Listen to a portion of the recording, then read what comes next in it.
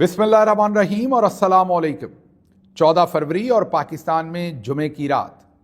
आज अभी तक की अहम खबरें और मेरा तज्जिया। सबसे पहली खबर आपके सामने वाशिंगटन डीसी से रखते हैं, जहां पर इस वक्त दो अहम तरीन शख्सियात वाशिंगटन डीसी में मौजूद हैं, वाशिंगटन डीसी का दौरा कर रही हैं।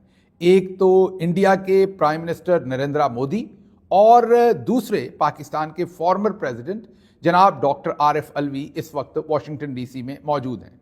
परसों शाम को डॉक्टर आरिफ अलवी ने पाक पैक का एक इवेंट था जिसमें शमूलियत की वाशिंगटन डीसी में, और एक भरपूर तकरीर की जिसमें शुरका के सामने पाकिस्तान में होने वाले मजालम को रखा।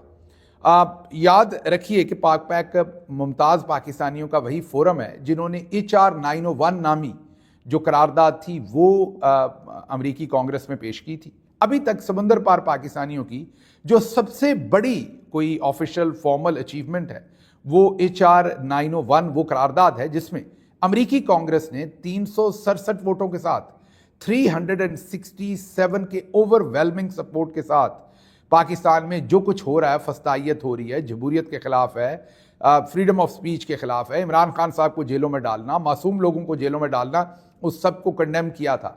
और उसके बाद फिर ऐसी हवा चली कि आपने यूके में भी और यूरोप में भी बहुत सारी जगहों पर बहुत कुछ होते हुए देखा। बहरहाल पाक पैक वही मुमताज़ फोरम है या मुमताज़ पाकिस्तानियों का वही फोरम है जो रूए रवां था। इसमें और भी लोगों का कंट्रीब्यूशन था, लेकिन पाक पैक ने इस रेजोल्यूशन को ड्राफ्ट किया था, जमा करवाया था, बेसिक उन्हीं का इसके ऊपर एफर्ट थी। तो उसी पाक पैक का इवेंट था जिसमें डॉक्टर आरिफ अलवी साहब ने शमूलियत की और एक भरपूर तरीके से नुक्ता नज़र जो था वो वहाँ पर शुरका के सामने रखा। इसके बाद अगले दिन जो कि कल का दिन था, डॉक्टर आरिफ अलवी साहब की भरपूर मीटिंग्स हुई और मीटिंग्स हुई अमेरिका के डिफरेंट जो रिप्रेजेंटेटिव हैं, कांग्रेशनल मेंबर्स हैं उनके साथ। मसलन उनकी कांग्रेसमैन मार्क वैसी के साथ मुलाकात हुई जो कि आर्म्ड सर्विसेज कमेटी के ऊपर हैं कांग्रेस की। उसके बाद उनकी कांग्रेसमैन जॉन मोलिनियर के साथ मुलाकात हुई जो चाइना कमेटी के ऊपर हैं। फिर उनकी कांग्रेसमैन फिल मकॉर्मिक के साथ मुलाकात हुई जो स्पॉन्सर थे HR 901 जो रेजोल्यूशन थी।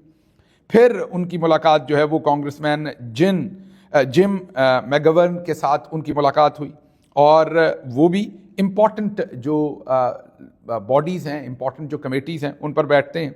फिर कांग्रेस वुमेन जूली जॉनसन के साथ उनकी मुलाकात हुई, वो फॉरेन रिलेशंस की कमेटी पर हैं और बहुत ही इम्पॉर्टेंट है। She is new to the Congress, Dallas Texas से हैं, बहुत विलिंग हैं इंटरनेशनल अफेयर्स में, स्पेशली पाकिस्तानी कम्युनिटी के साथ काम करने को, और बिल्कुल वो अभी पहली दफ़ा मुंतखब हुई हैं और वो कांग्रेस की जो फॉरेन अफेयर्स की कमेटी है उसमें वो वो वन ऑफ द मेंबर हैं।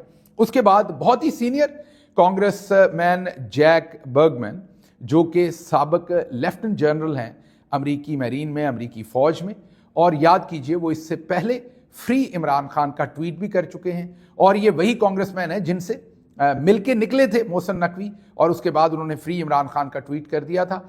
आज उनके साथ मुफस्सल मीटिंग हुई, इन मीटिंग्स में मैं भी शामिल था डॉक्टर साहब के साथ। पूरा जो नुक्ता नज़र था पाकिस्तानियों का, पाकिस्तान तहरीक इंसाफ का, इमरान खान का, वो उनके सामने रखा गया।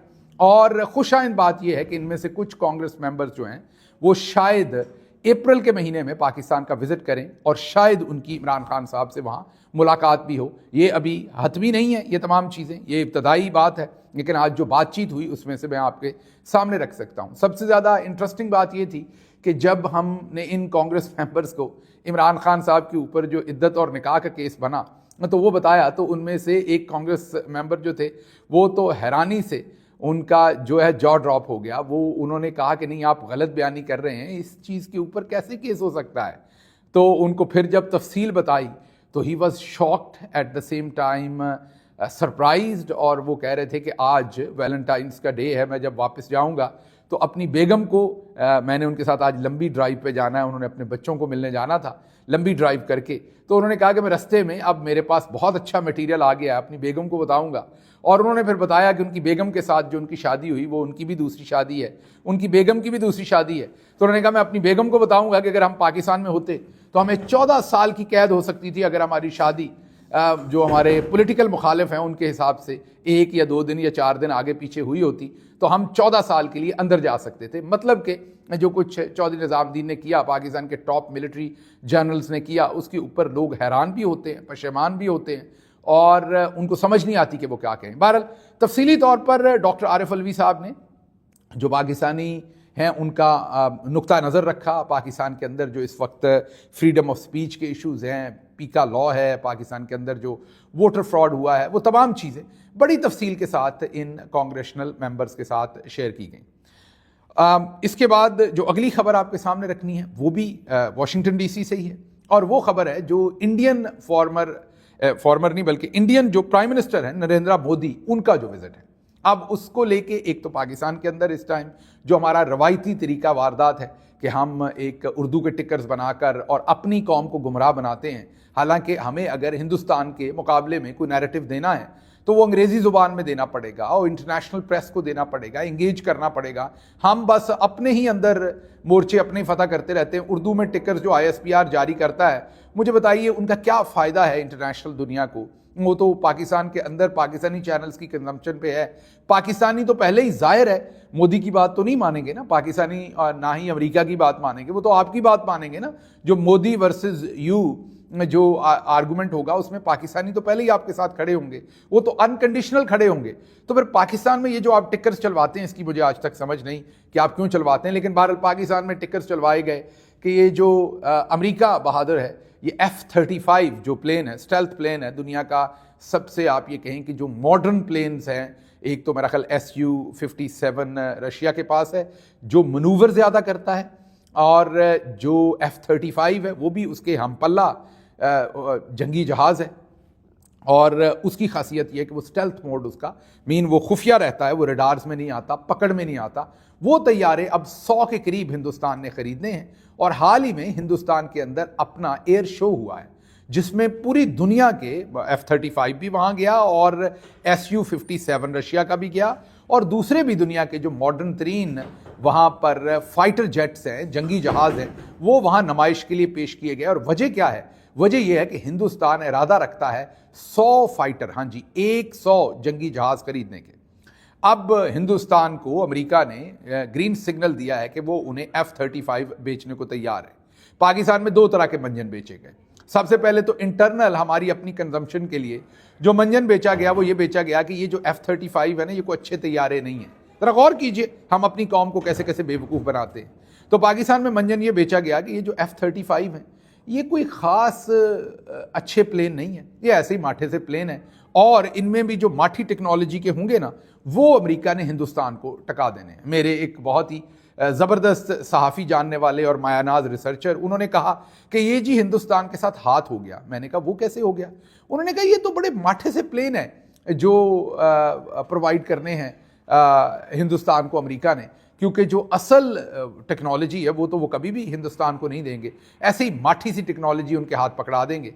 मतलब ये हमारा तरीका है, हम रेत में सर देकर छुपा कर ये समझते हैं कि हमें कोई नहीं देख रहा। मतलब हम अपने लोगों को बेवकूफ़ बनाते हैं कि वो जो F-35 हिंदुस्तान प्रोवाइड करे, हिंदुस्तान को अमेरिका प्रोवाइड करेगा, वो बुनियादी तौर पर लो इंटेंसिटी के होंगे या इन्फीरियर टेक्नोलॉजी के होंगे। अब वो होंगे कि नहीं होंगे इससे हमें फ़र्क नहीं पड़ता। हमने तो अपने लोगों को बस बेवकूफ़ बनाना है और ये बात कह के हमने अपने लोगों की लोकल कंजम्पशन में मामला जो हैं वो उनको हमने खुश कर लेना है कि ये हो रहा है। तो एक तो ये हमारी लोकल कंजम्पशन में ये हुआ। दूसरा हमने क्या नैरेटिव वहाँ पर दिया? दूसरा नैरेटिव ये है पाकिस्तान का जो ऑफिशियल है, जो पाकिस्तानी फॉरेन ऑफिस ने ऑफिशियली वो नैरेटिव दिया है, और वो ये नैरेटिव दिया है कि जी हमें बड़ी तशवीश है कि हिंदुस्तान ने को अगर F-35 प्लेन मिले वो मॉडर्न वॉरफेयर है और ख़ित्ते में जो हथियार हैं उनका तवाज़न ख़राब हो जाना है। अब मैंने हाल ही में आपको बताया था कि मेरा ख्याल कोई महीना डेढ़ पहले हमने एक व्लॉग में कि हिंदुस्तान अपना एक नया मिसाइल ला रहा है। वो जो नया मिसाइल है हिंदुस्तान का वो 8 मिनट के अंदर शायद अपने हदफ तक पहुंच जाएगा। वो खित्ते में ताकत के तवाज़ुन को वैसे ही बदल देगा।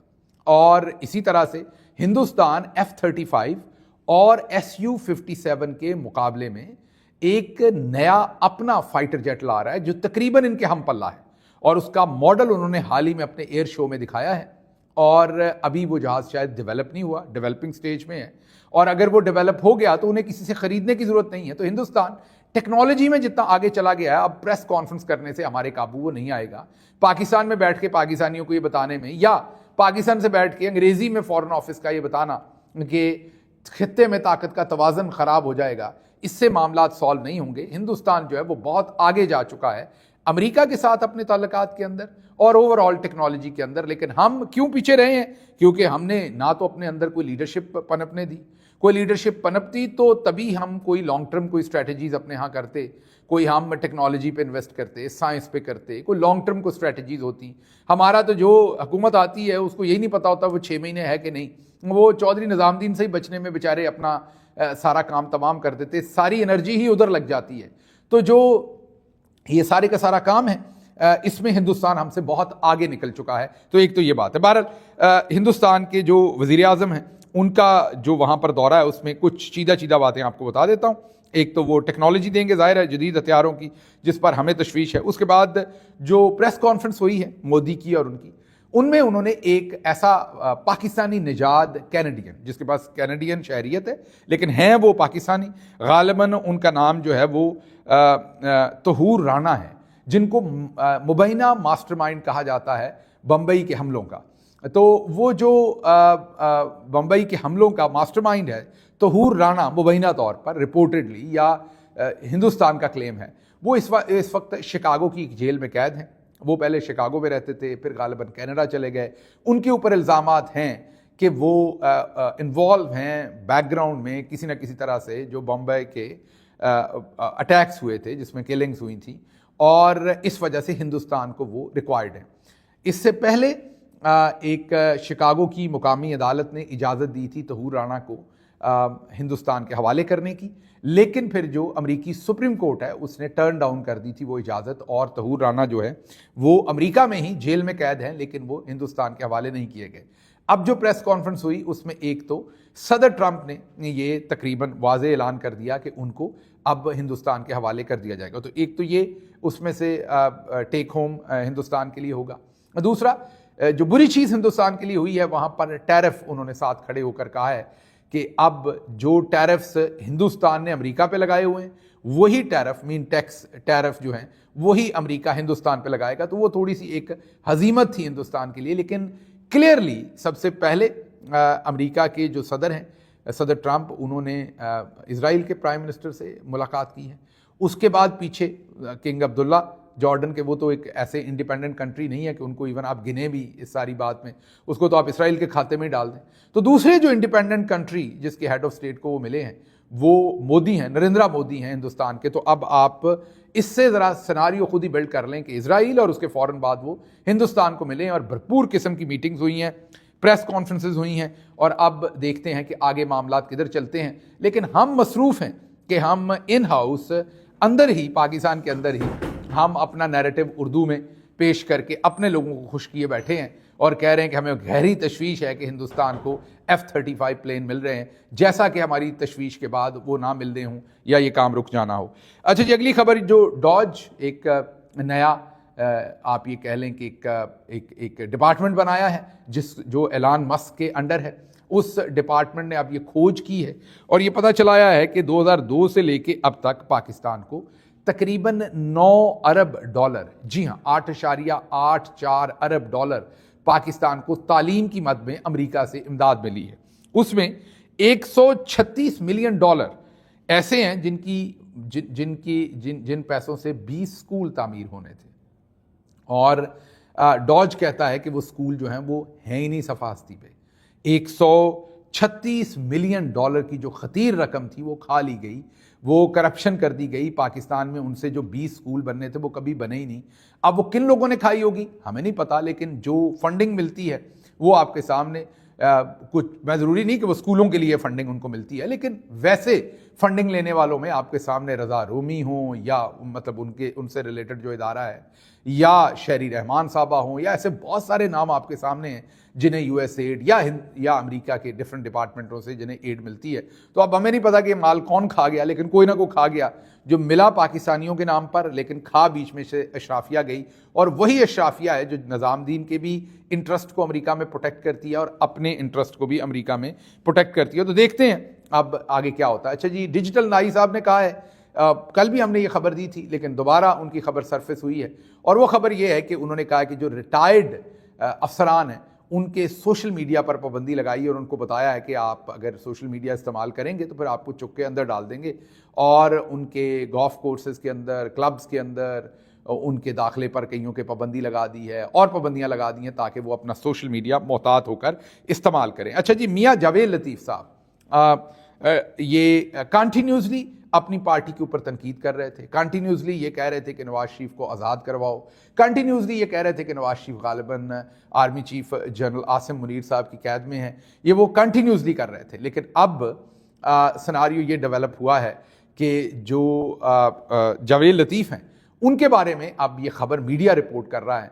कि बाजी मरियम तंग आ गई उनसे, और उन्होंने ये रिपोर्ट की है वो जो मुश्ताक आंखें हैं उनको, और मुश्ताक आंखें मेरा ख्याल ये ब्रिगेडियर मुश्ताक की तरफ जो अब शायद मेजर जनरल बन चुके हैं उनकी तरफ इशारा है, और उन्होंने अब चैनल्स को कह दिया है कि आप में से किसी ने भी अब टेलीविज़न के ऊपर जावेद लतीफ़ को नहीं लेना।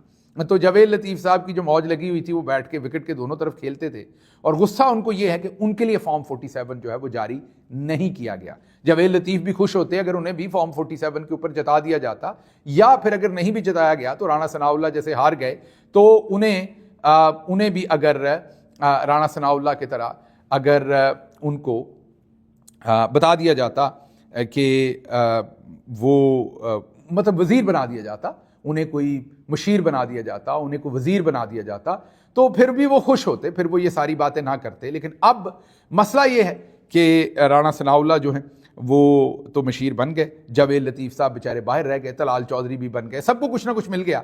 जावेद लतीफ़ को नहीं मिला तो वो रोज़ अपनी पार्टी के ऊपर तनकीद करते थे, और इस वजह से मरीम नवाज़ उन पर बड़ी खफा थी। और मरीम नवाज़ साहबा का मीडिया तो अब आपको पता है कि वो अक्सर चौधरी निज़ामुद्दीन साहब की तरफ से ही डील होता है, तो उन्होंने अब चैनल्स को ये फ़ोन करके कह दिया है कि आपने इनको नहीं लेना।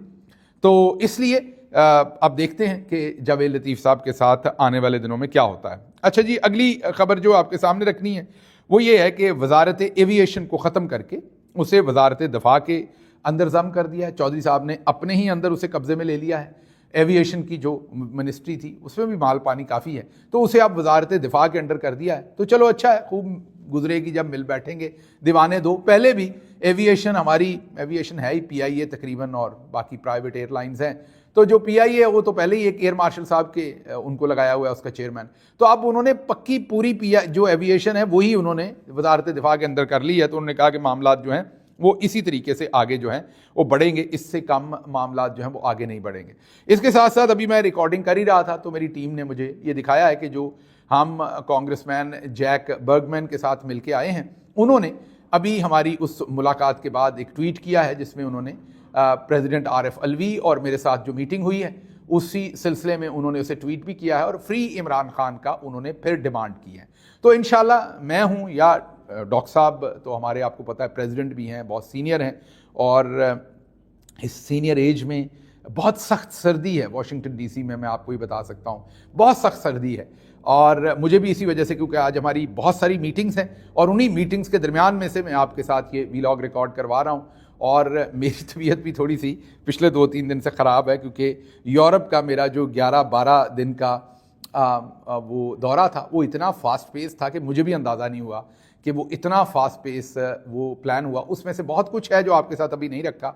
बैकग्राउंड में बहुत सारी मीटिंग्स हुई हैं, बहुत सारी एक्टिविटी वहाँ हुई है जो आपके सामने रखूँगा, बहुत सारा काम हुआ है, और जाहिर है उसका क्रेडिट जो ग्राउंड पर हमारी टीम है उनको बहुत ज़्यादा जाता है। मैं तो जाहिर है वहाँ पर गया और उनकी मेहरबानी है कि वो सब मेरे साथ मिल के काम करते हैं और हम बहुत कुछ वहाँ पर अचीव कर पाए हैं, लेकिन वो भी आपके सामने रखेंगे। लेकिन अब वाशिंगटन DC में ये सब कुछ चल रहा है।